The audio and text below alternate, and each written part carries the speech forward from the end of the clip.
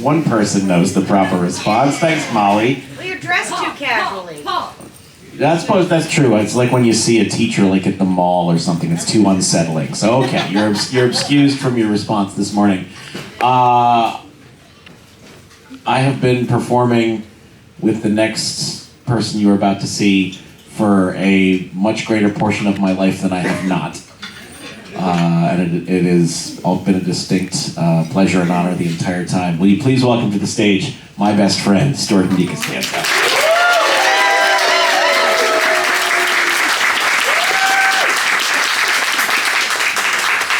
Yeah, give it up for Principal Saborin.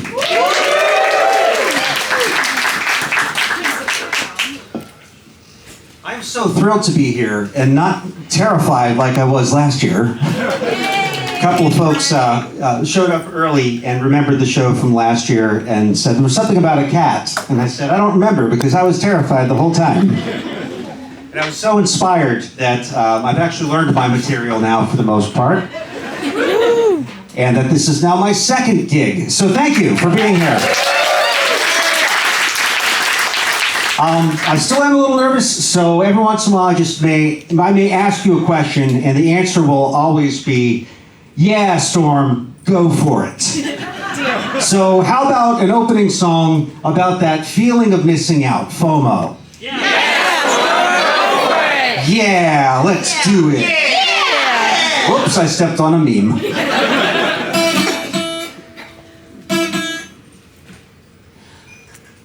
It's cool, right?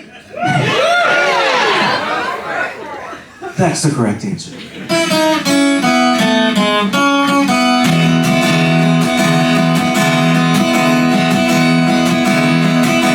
It's 8:45. It's time to shine. My hair looks fine. I should be feeling alright on Saturday night.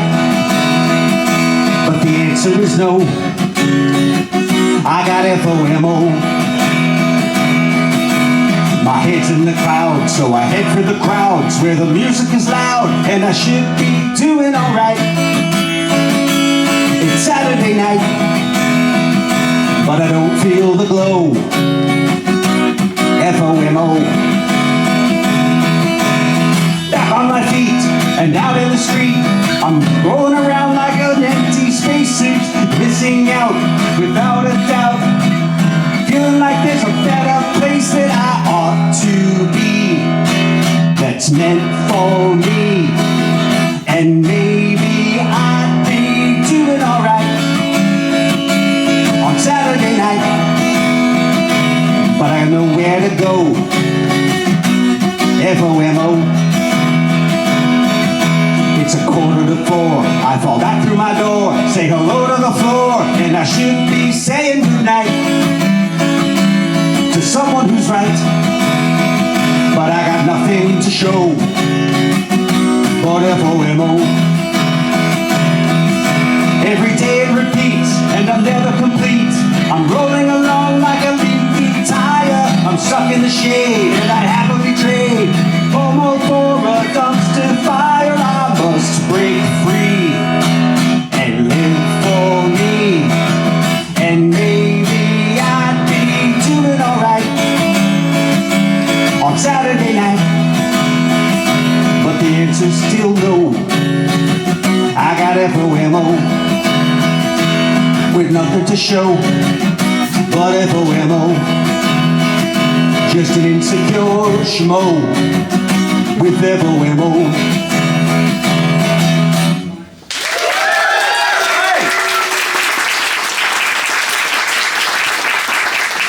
So yeah, I go as a Sidecar astronauts just because it sounds fancy, and maybe someday I'll have a band. If not, I'm cool with that. And I would need to find a band that's really into bubblegum pop music, just stuff that's melodic with harmony. It's just me up here, so you're gonna have to imagine some of it. And something you could do that would really help is clapping along at the beginning and on the choruses. Now, I know that's a dangerous thing with an audience. Too fast and my fingers blow apart. But let's give it a shot. This is called Too Sweet. I was always the person that was told, oh, you're so sweet, you're so sweet. and it was implied, but not the guy you want to date. And it worked out in the end. I think maybe because I was too sweet, and I found someone else that was too sweet. So if that describes you, this is for you. And please, as mentioned, clap along. Just for the choruses. It gets very tiring. I don't want your hands to just fall off. That's too technical for me. I'm not a real musician. I guess it's on beat. Well, yeah, I'll stamp it with my foot. Here we go.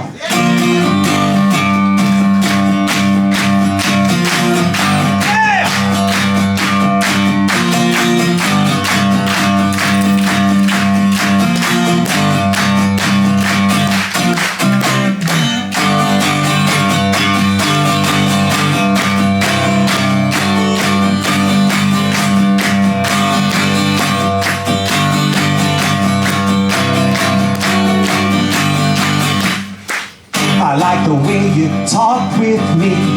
It makes me feel like maybe I matter. And you got the moves like Socrates, so I'm the one who walks away flattered. And when I'm feeling low, I know you'll show up with a box of donuts, so I don't go nuts. You're dressed up kind of fancy for the Tuesday afternoon. Did you think I didn't notice? No, it's more than plain, but it's too sweet. The way you love me, it's too sweet. You're miles and miles above me, and I pretend your attention's only meant to be kind. But I'm my friend, I contend you got much more in mind.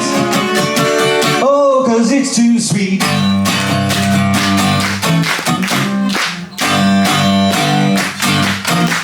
You got a gumdrop heart, red vine for a spine. Your blood is turbinado and stevia. You're making it hard not to call you mine. And if I did, I never would leave you. Why do you suppose of all the jokes you know you chose to cozy up to me? Because it's tough to see. My better angels say I'd be a fool to walk away. Okay, I'll stay a little longer, but I hesitate 'cause it's too sweet.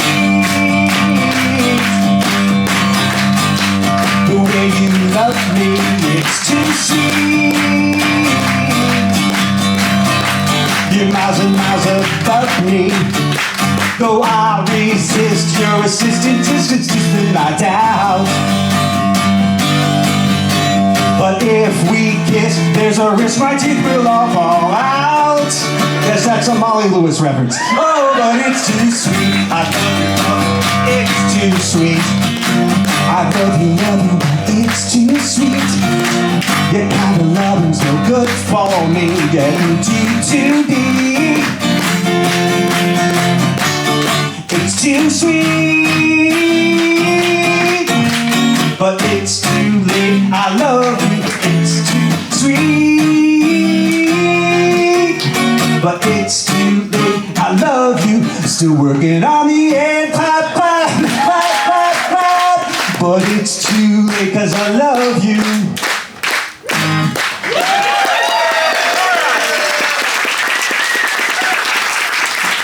Congratulations, you're now in the band. Somehow you've become a little twin. Okay, I'm going with the Jonathan playbook. We've had a couple of up-tempos, so we're going into the calmer, more contemplative part after a drink of water.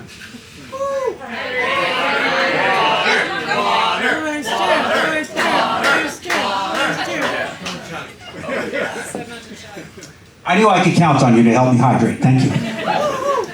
This grew out of the fact that I have been dealing with mild depression my whole life. And yes, that's not cheers for depression, that's cheers for acknowledging depression. So yes.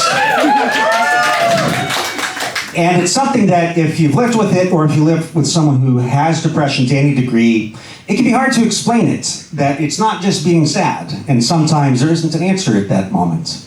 And this song is from the perspective of a friend of someone who is depressed, and they're trying to help, they don't know what to do. And And that's really the heart of it, and it's called Candice. And this is off of the one album I have produced, the Sidecar Astronauts album.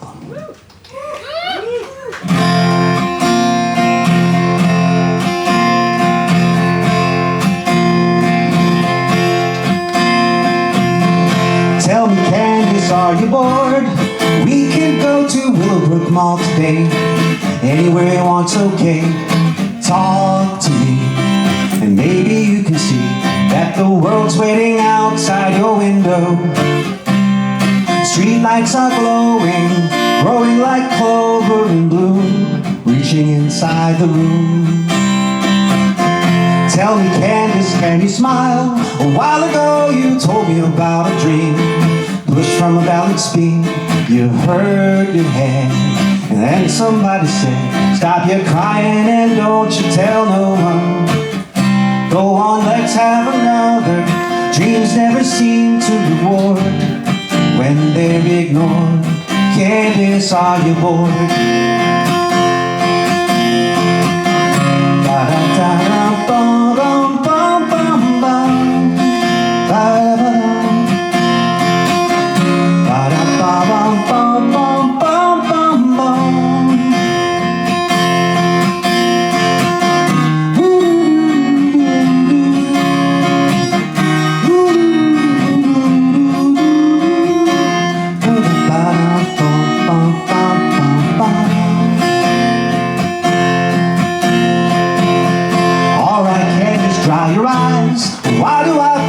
I'm a rotten friend, got nothing else to recommend. Anyhow, I'll leave you be for now, and I hope you don't mind that I came by. Hey, I just want to tell you, well, you know, I'm still in town, so if you're feeling down, Candice, I'm around. Candice, I'm around. Candice, I'm around.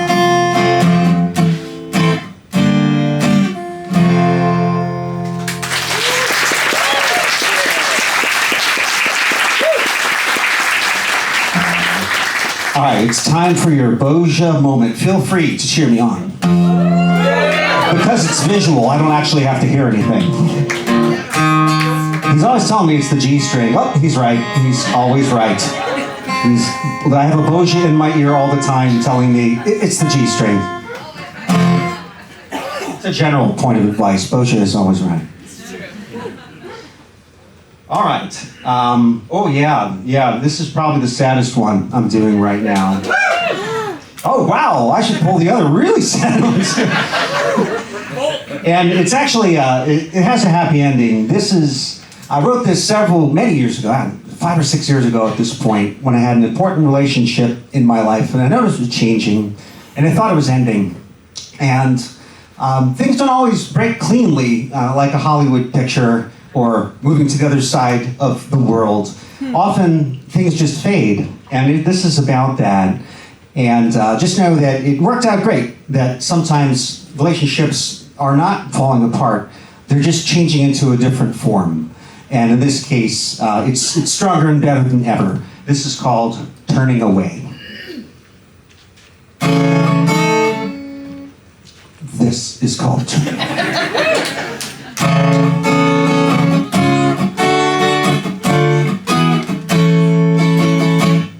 I know you are slowly turning away. You know I would never ask you to stay.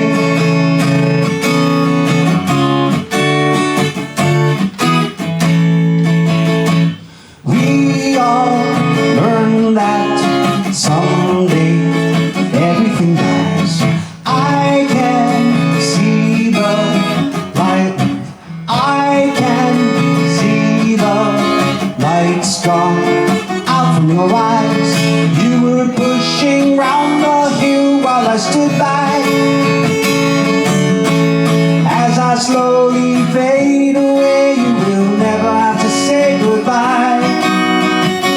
Just wave bye-bye.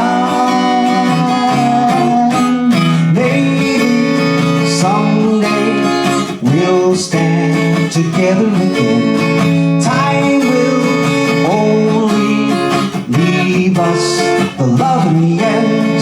Now I know there's nothing more that I should try. As you slowly fade away, I will never have to say goodbye. Just wave bye-bye. I know you are slowly turning away. You know I will never ask you to stay.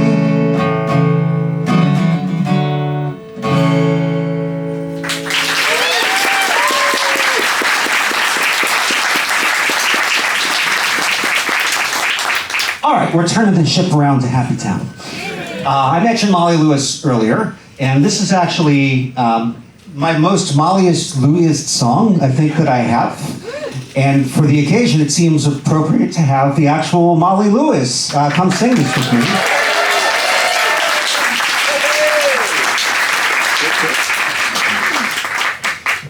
I appreciated the teeth reference. Yeah, right? Yeah. No, not your intent, but I'm like, oh, that's cool. And it I don't happens know to that. mine. Everybody's got teeth. Most people have teeth. Most people have teeth. Half of mine are fake. How are you? The ukulele melee is great. I was so sweaty, and I think that's mostly from the costume. The melee took care of itself. Yeah. Awesome. So this is sort of the other side of it. When you have found someone, and maybe, if like me, maybe you were a sweet person, and maybe you, not me, maybe you don't always do the things you're supposed to do when you're supposed to do them. Maybe you don't have the best grip on time. Maybe you forget to put the trash out. Maybe once or twice forgotten your anniversary. I mean, these are all hypotheticals. And you know you found the right person when there's still the magic for many years later, or maybe many weeks, whatever it is for you. And this is about that from the perspective of someone like you, who maybe is not always the perfect partner, but tries. This is called Perfect for You.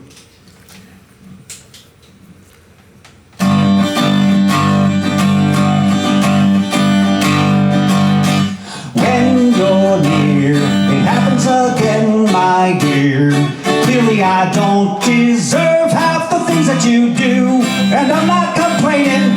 You're all that I need. Oh, and I'm longing to be perfect for you. Why you fell is something you'll never tell. Just as well, sometimes mysteries are better than truth. And I'm not complaining. You're all that I need. Oh, and I'm longing to be perfect for you.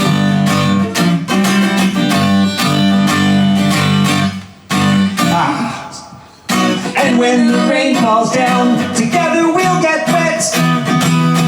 And when answers can't be found, I'll help you to forget. And when I lose a race, you'll tell me it's okay. And when I fall on my face, you'll look the other way. I hope so, so you see, there's nobody quite like me. Just agree or don't, and I'll forever be blue. And I'll be complaining, you're all that I need. Oh, and I'm longing to be perfect for you. Perfect for you. Perfect for you.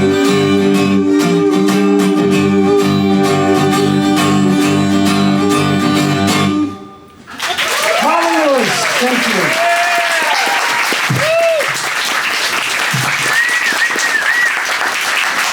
You notice that part where I built it in the song to have it like just stop and mess up, just to illustrate? Yeah. Thank you, thank you. Oh, this one. Wow, this one is also off of my album Play Again, which by the way is available at the gift store. And it's not one I thought I would play.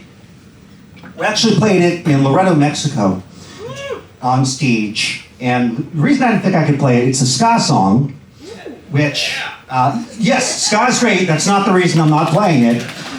But it's very hard to keep the offbeat, and when you don't have horns, you don't have horns, and the rest. So I'm going to do an experiment. Are you with me on this? Are you ready for our acapella ska experiment? Ska cappella. It starts here. So I wrote this after Charlottesville, and I was asking myself, when is it okay to punch a Nazi? And yes, and punching Nazis can mean a lot of different things. It can mean literally punching a Nazi. It could mean standing up in a lot of different ways. In this song, it's sung from the perspective who is the literal Nazi punching type. And there's a lesson at the end too about that. Part of the question is, you gotta make sure you're punching a Nazi. But whatever it is for you, the important part is the chorus.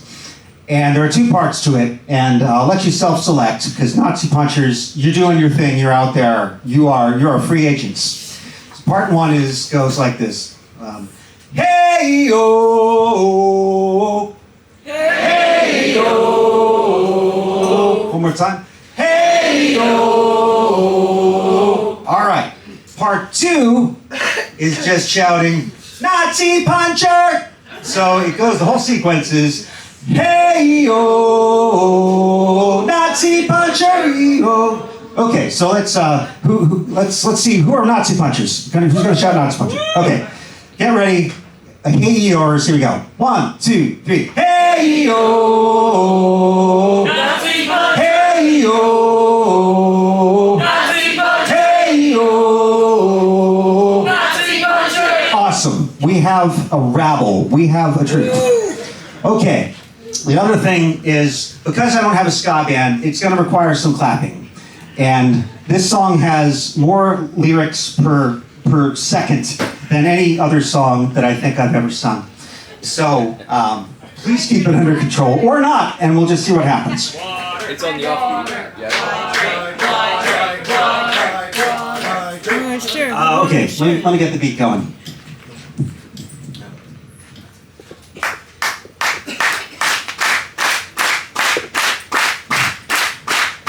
I'm not afraid, but you should be, and I think that you know it's going down today. Around the way, the sound of marching feet is growing up as 1 of 10 friends or anyone that wasn't throwing punches just for fun. And it's no wonder I'm not easy going. My mama fell in love with Papa when they first kissed. All his dreams could not provide. His little bundle was my worst sister, wished that she could hide. Mama wasn't shy with her fists were flying by, never did single thing for me. Hey yo, hey yo. Hey yo, hey yo. They think that they're strong, they're wrong, their hatred makes them weaker. People sing a song too long and never know it's how to tune it out's the answer. So they say, but when the cancer slays the dancers, smells your cancer up and omelet. If some eggs you do not break the habit, bell the catter when the batter takes a brush. Got the players even when they say your system isn't sound. Keep your finger off the trigger, hidden figure shouldn't linger longer. The prison mission matters, don't you hang around. Hey yo, hey yo, hey yo, hey yo. It's alright if you disagree, cause I got no ideology, yeah. I got eyes and I can't not see, yeah. You'll come around eventually. Break the pattern, bell the catter when the batter breaks the bars. Back the players even when they say your system isn't sound. Keep your finger off the trigger, hidden figure shouldn't linger longer than the present mission matters. Don't you hang around. And if I start to goose step, you better take me down. Hey yo, hey yo, hey yo, hey yo, hey yo, hey yo. That's a song. They said it couldn't be done. No one said it couldn't be done. All right, let's stay here. Ska cappella, that's correct. Because Jim Boja is always right. I think that was Jim Boja's voice. Or an impersonator. So, most of my songs are pretty short. So I decided I was going to write a song to cover some of the time. And the story ended up being kind of long. But I think it's actually a good counterpoint to Nazi Puncher. And, no, really. And I think it's an important story to tell right now. And it's true, and I'll say parts of it I'm not proud. But in the interest of not just getting off my chest, but hopefully having a lesson out there, here we go. It was the summer of 1982, and my parents decided it would be a good thing for me to go to summer camp. It was not something I wanted, had ever asked about or hinted at. And in fact, my idea of fun in the summer was, of course, sitting at home, reading, playing Atari, and eating an entire jar of peanut butter sitting one spoonful at a time. I know, you can't imagine why my parents wanted me to go to summer camp. But I eventually agreed to go. And that's how I ended up at Camp Erie, which is north of Frederick, Maryland, up in the hills. And I didn't know anyone else going. And I was beyond nervous because under the best circumstances, I wasn't social. And complicating things was they put me in a bunkhouse with younger kids, like 1 or 2 years younger, because I'd taken so long to make up my mind. And at 11 years old, I was already big for my age. So right away, I was worried about fitting in. Though being big was a good thing for me growing up, because it meant I was not physically bullied most of the time. Instead, I was mocked and bullied for my appearance, mostly my nose, and also for being weird, which, to be fair, was absolutely true. And that's a story for another time. The main thing is that, just on size alone, I didn't think I was going to fit in. So when I arrived at the bunkhouse, I was early, and there were 2 other kids out talking on the porch and talking to each other. They seemed to know each other. And then I noticed that their noses looked a lot like mine. And it dawned on me why my parents sent me to this particular camp, to take that out of the equation. And I relaxed a little bit. And then they turned to me and smiled and came up and introduced themselves. And I relaxed a little bit more. And I don't remember their names. I remember they're from New Jersey, and we're just going to call them Richie and Ruben. And they had been coming to Camp Erie for years together. And they explained that there's a camp tradition where the new kids get to pick their bunks first. And they led me inside to a very choice spot and said, this is the best one, you should take this one. And I noticed there was already a duffel bag on it. And they said, well, how about that? They said, oh, don't worry, that's Martin's. And he knows the camp rules. We'll make sure he gets his bag. Just go ahead. And I didn't want to disappoint or upset or question my cool new friends, Richie and Ruben, because they were cool. So I kind of let it slide. And shortly after that, my Foot Locker arrived and had my snacks and my cracked magazines, my books, everything that I thought I needed for summer camp. It turned out to be mostly right. And the other kids arrived as I was settling in. And after a while, I noticed one particular kid staring at me from across the bunkhouse, laser eyes. And I noticed his bag by him. And I clicked that this was Martin.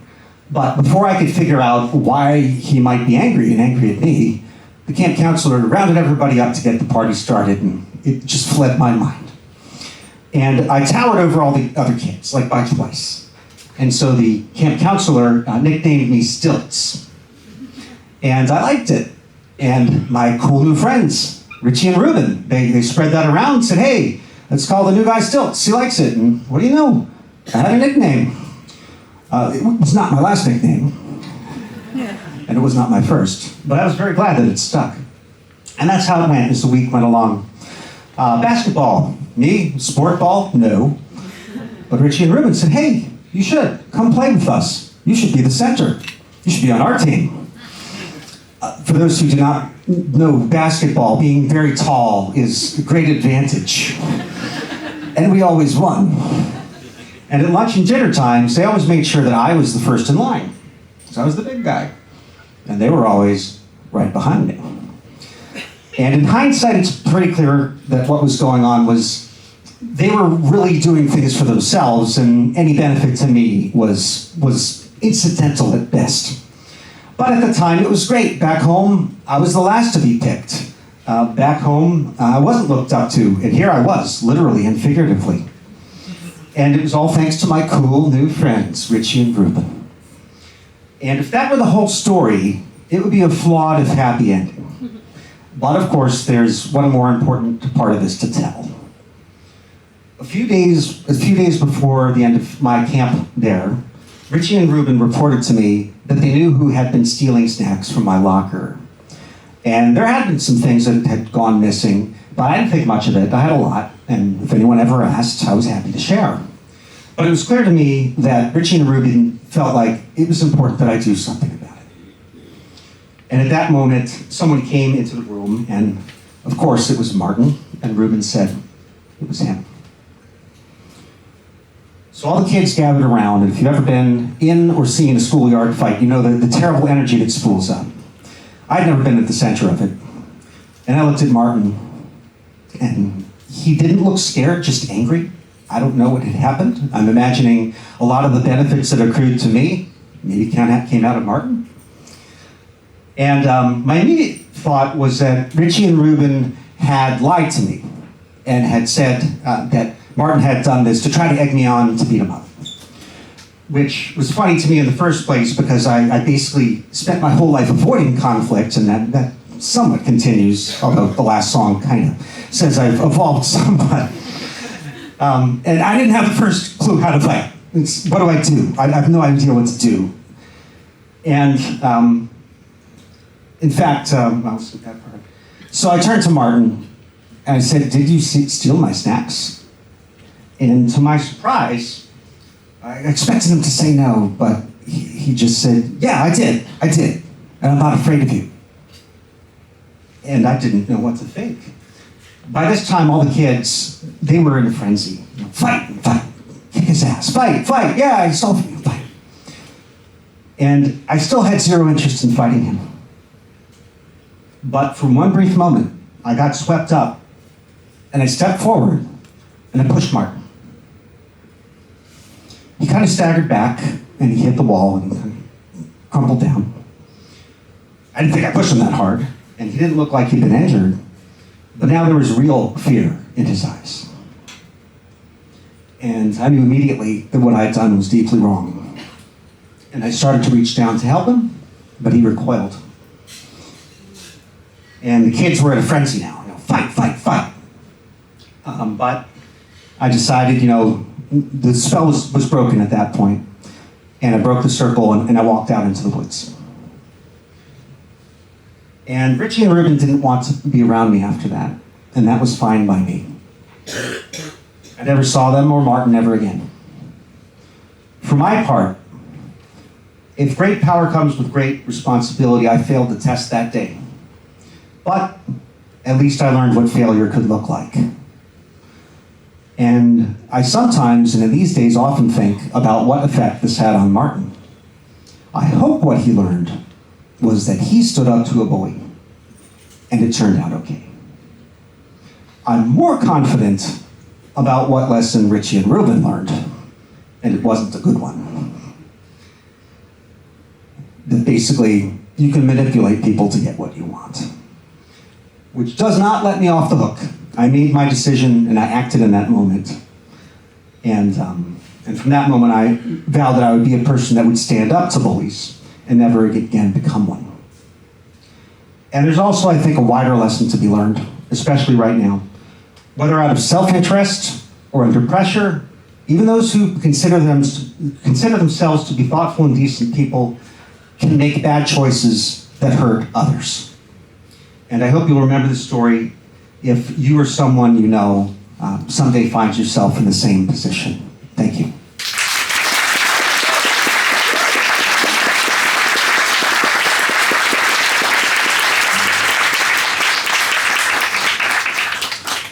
So some of you may have recognized those two names, Richie and Ruben.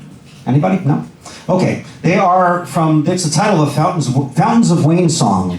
And whenever I hear it, I think of this episode at Camp Airy. And I'm going to perform it for you after I hydrate.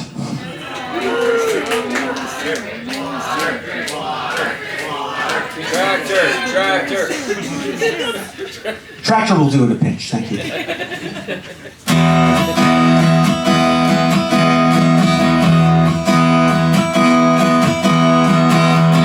They opened up a bar called Living Hell. Right from the start it didn't go too well. It didn't have the right vibe or the right clientele. They bought a velvet rope and the doorman laughed. They got robbed blind by half the wait staff.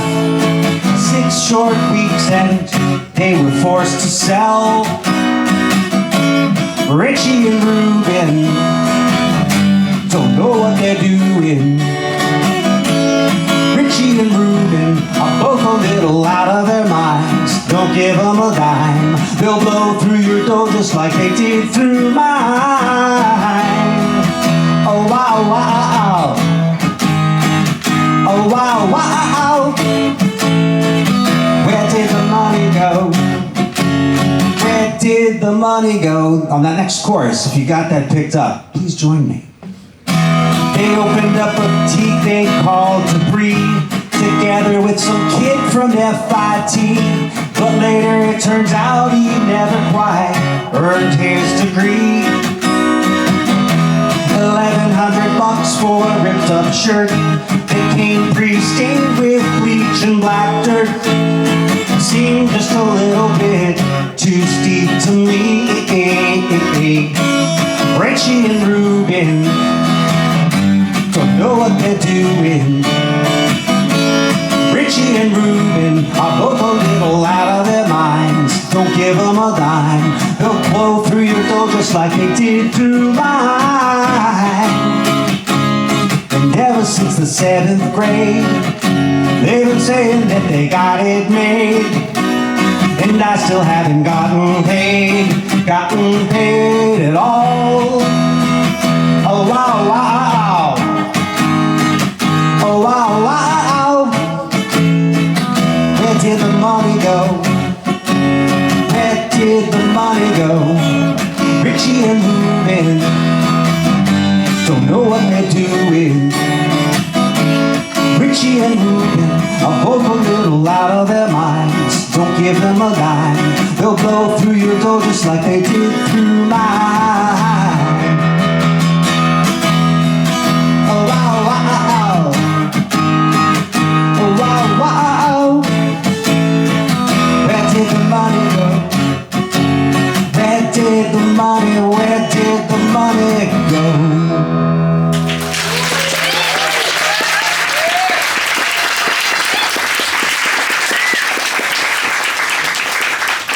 I got time for a couple more plus tuning.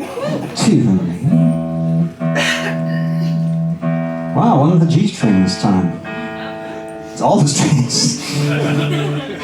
Might be just one more song. See how this goes.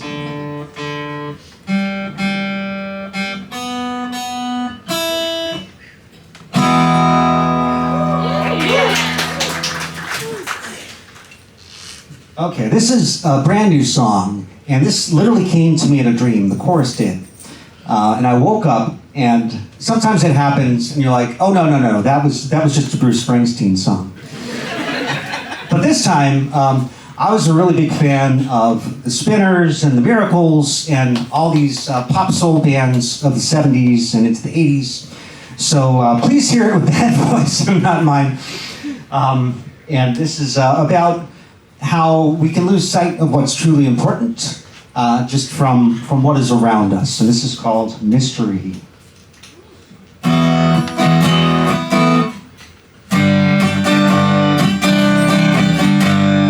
They all tried to tell me I could not succeed, and I shouldn't believe in fantasy.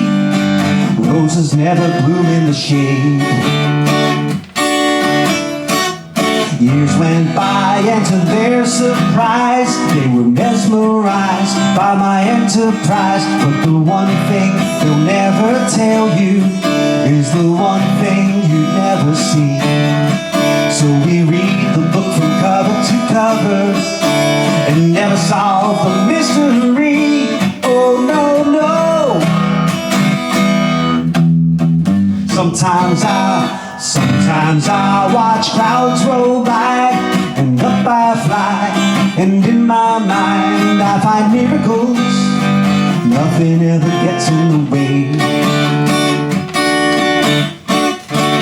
Floating down to the cold, damp ground, I look around, the feeling can't be found. Oh, the one thing they'll never tell you is the one thing you never see. So we read the book from cover to cover and never solve the mystery. Wait a week for the sunny day, and when it comes, hide away. Push a door that you need to pull. Ask for more when your glass is full. Oh, the one thing you never tell you is the one thing you never see. And the one thing they always sell you is the one thing you get for free. So we seek the halls of powerful places, and we keep our trophies up on a shelf. We surround ourselves with beautiful faces. You can drown that sorrow out with wealth. Oh, the one thing they'll never tell you is the one thing you'd never see. Will we read the book from cover to cover and never solve the mystery? Oh, no, no. Oh, no, no. Oh, no, no. Oh, no, no.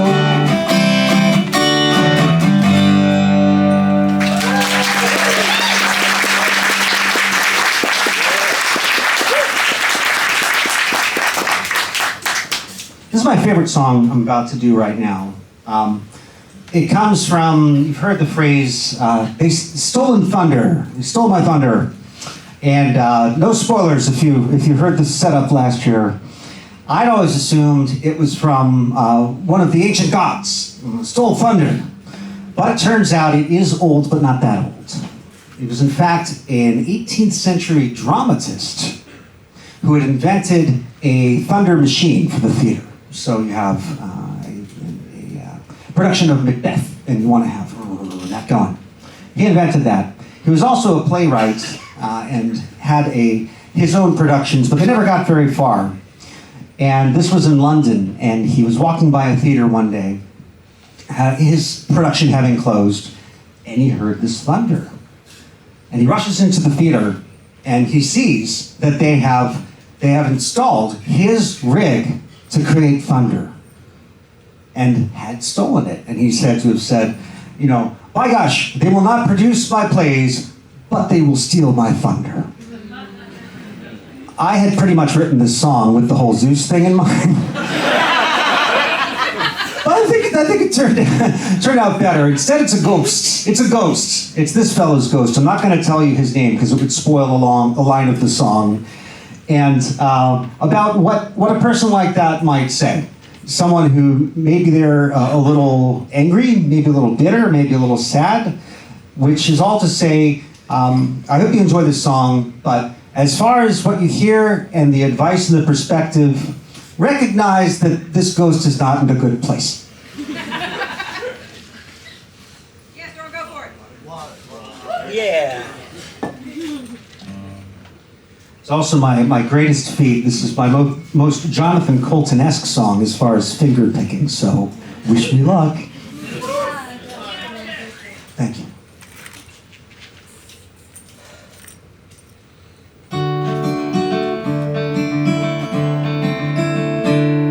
I came upon a ghost in Covent Garden.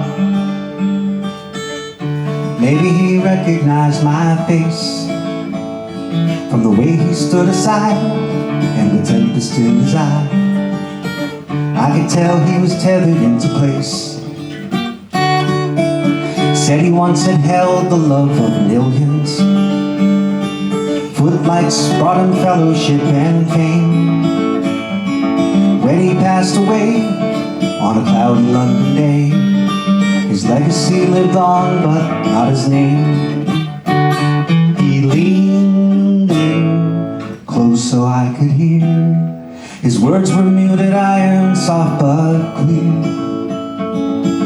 Don't let them steal your thunder. Cold feet are just as sure to drag you under. Years on, you'll stop and wonder how the things you feel could fade away. Fade away. You'll never make a meal of good intentions. Dream too long and you won't eat at all. Take care to not reveal your best inventions till they're ready for a curtain call. No one owes you loyalty or favors. No one knows you better than yourself. If someone tries to sell you other flavors, that someone's gonna put you on a shelf. Ah, yes, it will come for you. I may not be living, but I stand as proof. Don't let them steal your thunder. Cold feet are just as sure to drag you under. Years on, you'll stop and wonder how the things you feel could fade away. And they'll tell you your ideas amount to nothing, when all the while they're sizing up your shoes. But look into their eyes, you'll see they're bluffing. So don't listen to that voice that tells you you're not strong enough, 'cause you still have a choice. And don't let them, never let them change your course. And if you do, then maybe all your dreams were never really yours.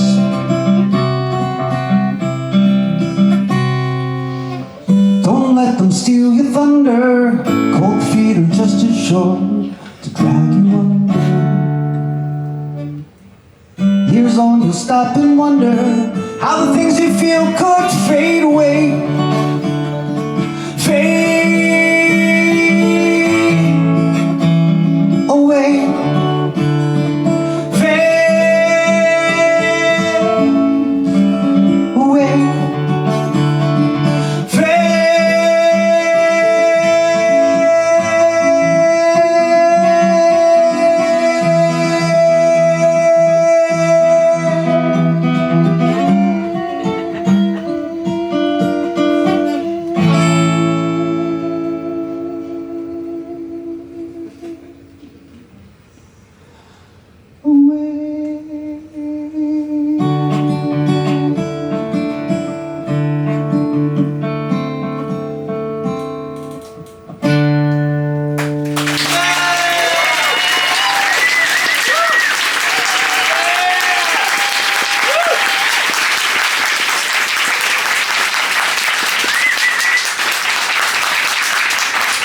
All right, I gotta scoot out of here, I think, with one more song. Maybe a second, maybe. This is a murder ballad, a style of song that is about what it sounds like. It's meant to be usually heroic. In this case, it is an attempted murder ballad. This is from a story from 1888. An African-American man and his wife, Thomas and Lavinia Lovett, in Harpers Ferry, West Virginia. Yes, Harpers Ferry. That's my hometown. For now. Or now, rather.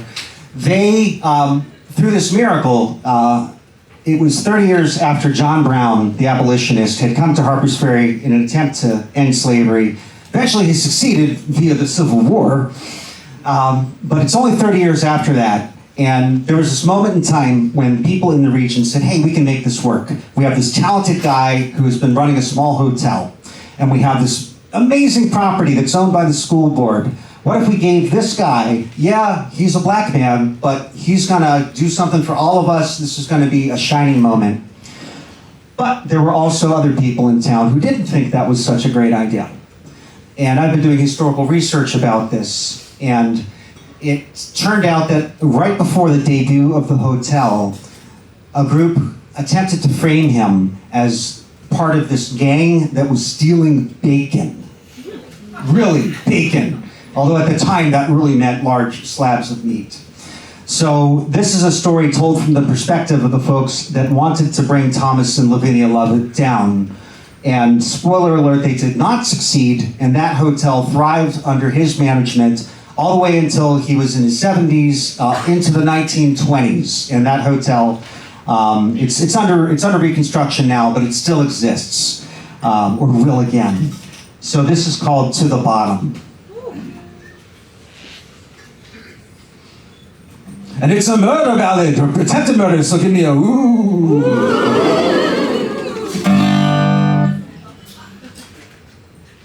Oh, and also, if I'm not able to do another song, thank you for coming out. This means so much to me. So much. And I want to thank Nelson for setting me off, and Mark Brazel, and everybody, of course, and JoCo Cruz for making this happen.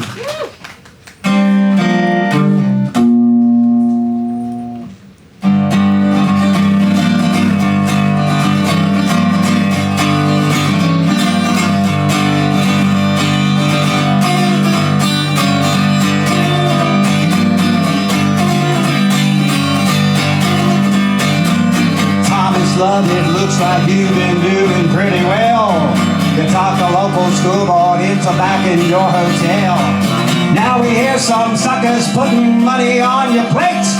Not that for a brown-skinned man in 1888. Oh, oh, oh. Here in Harper's Ferry, we've seen devils in our day. We said Osawatomie, a moldering in his grave. Down our generation's racial troubles, nothing new. You gotta have a special plan for the likes of you. Gotta take a little time, y'all, but you gotta take a big fall to the bottom, back to the bottom.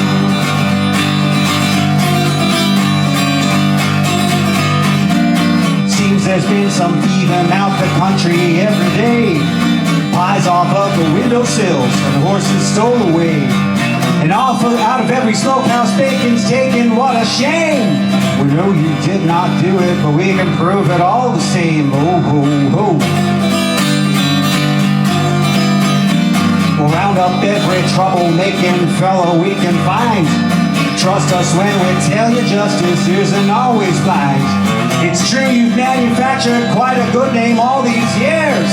A lot of good it's gonna do with the jury of our peers. Gotta take a little time, y'all, but you gotta take a big fall to the bottom, back to the bottom. And ooh-wee, you'll head to Moundsville far away. Ooh-wee, in a prison cell you'll stay. Ooh-wee, making friends and breaking rocks. You're far too long, send you home to the video in a plain pine box.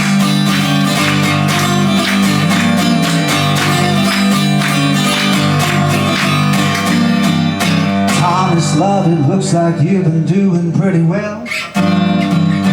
Really, it's a pity that you had to go through hell. And yes, we will confess that it's a nasty way to go. But history cannot judge us if the future never knows. Gotta take a little time, y'all, but you gotta take a big fall to the bottom, back to the bottom, back to the bottom.